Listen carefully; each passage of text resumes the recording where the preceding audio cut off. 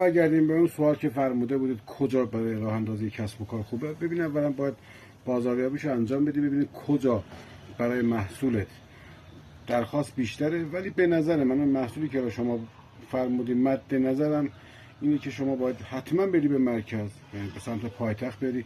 اونجا طیف مشتری برات بیشتره، اونجا هزینه بازاریابی برات کمتره، از همه جا میان راحت ازت میخرن. اینطوری نیست که بیای توی یه کنجی بشینی بر فرض مثال بخوای به شهرستان بار بفرستی بگن آقا نمیدونم فلانجاست نمیشه فلان. اینا رو داره.